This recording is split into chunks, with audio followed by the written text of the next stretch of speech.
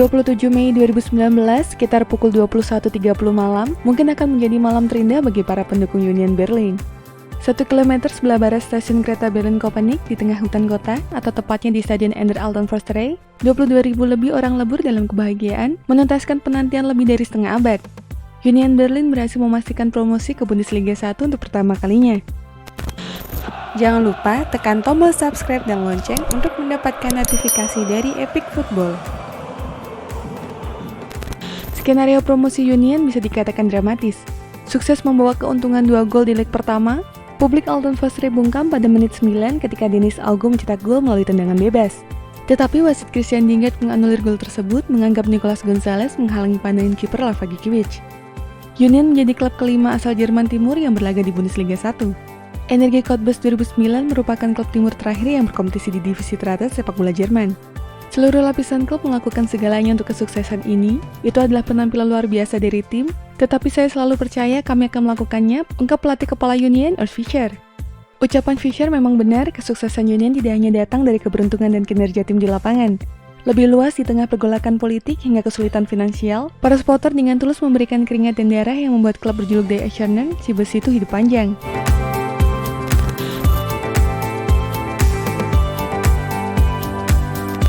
Usai reunifikasi simbolik Jerman Barat dan Timur pada 9 November 1989, penampilan Union di atas lapangan justru membaik. Tetapi masalah finansial mengancam eksistensi klub.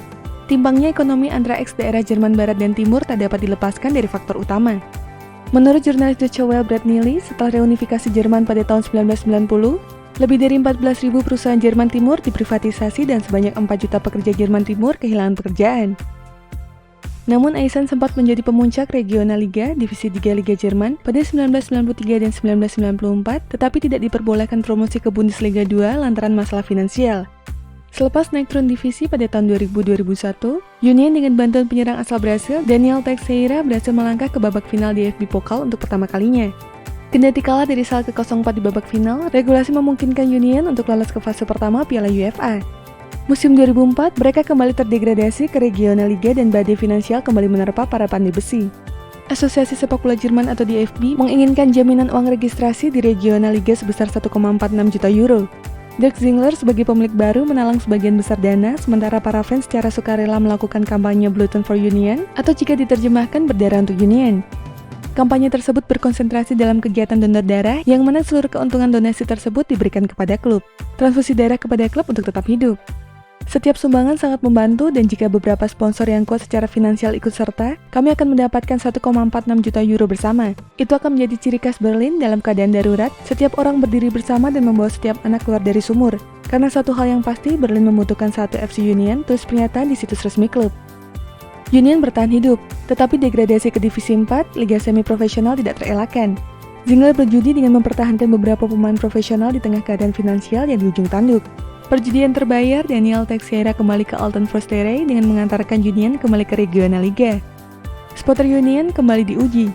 Pada 2008, DFB secara resmi memberikan pernyataan bahwa Stadion Alten Försterei tidak memenuhi syarat keamanan sepak bola profesional. Namun para supporter kembali menjaga hidup klub tercintanya. Kali ini bukan dengan darah, melainkan keringat. Mereka merenovasi stadion mereka sendiri secara sukarela. Estimasi 140.000 jam kerja para sukarelawan dari berbagai usia terbayar dengan gelar liga di akhir musim. Yang lebih penting, Union menemukan kembali stabilitasnya. Dari 7 musim perdana di Bundesliga 2, mereka tidak pernah finish di atas peringkat 6 dan tidak pernah mengakhiri musim di bawah peringkat 12. Untuk klub yang sering terseok, catatan tersebut adalah anugerah.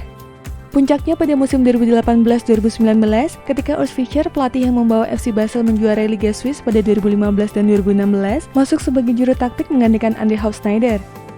Dampaknya instan, Union finish di peringkat 3 sebagai tim dengan jumlah kebobolan paling sedikit di Bundesliga 2, 33 gol, sekaligus mendapat jatah playoff melawan peringkat 16 Bundesliga 1. 40 tahun saya menunggu momen ini promosi ke Bundesliga. Saya sangat senang karena orang-orang yang terikat dengan klub sangat pantas mendapatkannya. Saya sangat senang, sebut Dirk Zingler usai laga melawan Stuttgart. Meminjam kata-kata Pele, antusiasme adalah segalanya, harus kencang dan bergetar seperti senar gitar, antusiasme dan kecintaan supporter Union Berlin masih kencang dan bergetar hingga hari ini.